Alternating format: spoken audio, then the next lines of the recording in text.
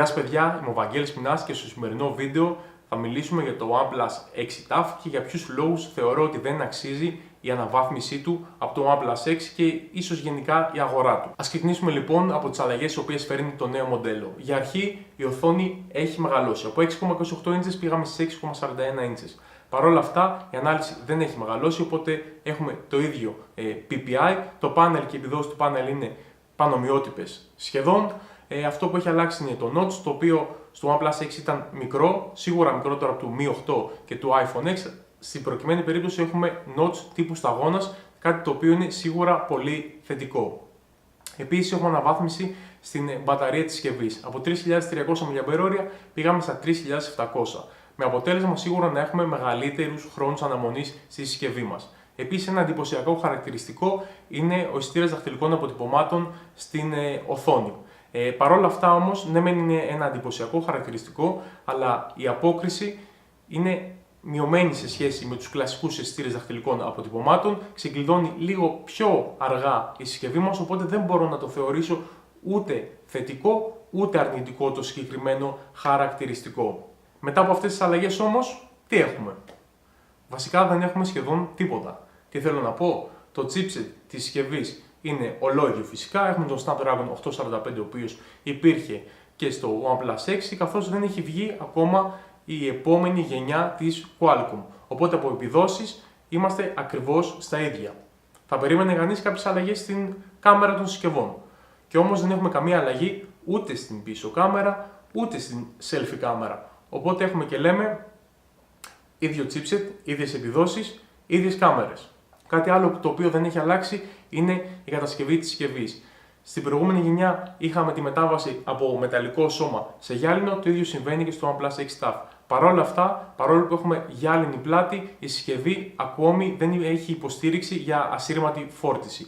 Επίσης δεν έχουμε καμία πιστοποίηση για αντοχή στο νερό και την σκόνη, κάτι το οποίο αναμέναμε σίγουρα στο OnePlus 6 TAF. Από εκεί και πέρα, το χαρακτηριστικό το οποίο ξενέρωσε πάρα πολλούς χρήστες είναι η απουσία του audio jack.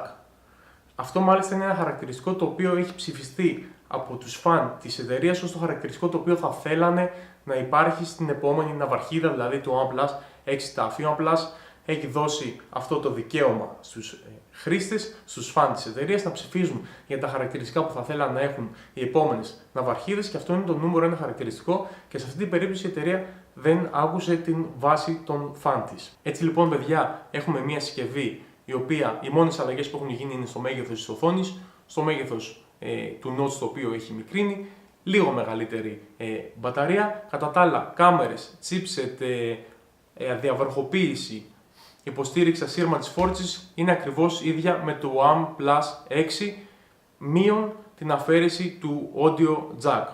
Και όλα αυτά εδώ, τη στιγμή που μπορούμε να βρούμε το OnePlus 6 γύρω στα 400 ευρώ από το εξωτερικό, ενώ το OnePlus 6 TAF θα χρειαστεί να πληρώσουμε άλλα 150 ευρώ. Οπότε αυτή τη στιγμή με τις αλλαγές που μας προσφέρει το OnePlus 6 TAF δεν θεωρώ ότι είναι η επιλογή. Η καλύτερη επιλογή για μένα είναι το OnePlus 6 παρά το OnePlus 6 TAF. Επίσης η τιμή στην οποία μπορούμε να αγοράσουμε το OnePlus 6 TAF γύρω στα 550 ευρώ για τη βασική έκδοση, 6GB 128, γιατί πλέον δεν ξεκινάει από 64GB το φθηνό μοντέλο, αλλά από 128GB εσωτερικού χώρου αποθήκευσης.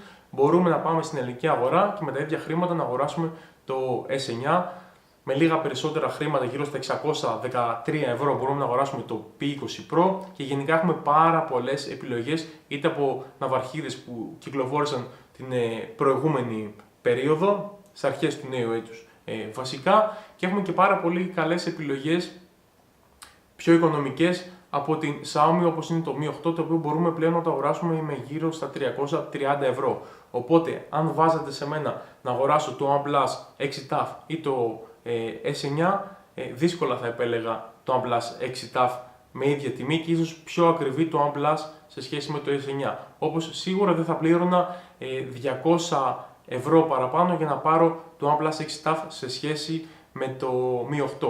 Όταν η τιμή του ο OnePlus πέσει γύρω στα 430 ευρώ, ναι, αλλά για τις αλλαγές που μου προσφέρει σε σχέση με το OnePlus 6 είμαι σίγουρος ότι ειδικά η αφαίρεση του audio jack θα κάνει πολλούς χρήστες που περίμεναν το 6 TAF να προτιμήσουν το 6. Οπότε για μένα η αγορά του OnePlus 6 TAF τουλάχιστον στην παρούσα φάση δεν αξίζει. Αυτή λοιπόν είναι η γνώμη μου όσον αφορά το OnePlus 6 TAF. Σίγουρα πολλοί από εσάς θα διαφωνείτε μαζί μου, αλλά αυτό είναι και το νόημα. Δεν μπορούμε να έχουμε όλοι τις ίδιες απόψεις. Κάνουμε συζήτηση, μαθαίνουμε πράγματα, ανταλλάσσουμε απόψεις, γι' αυτό βρισκόμαστε εδώ. Αυτά λοιπόν από μένα, τα λέμε στο επόμενο βίντεο. Γεια σας!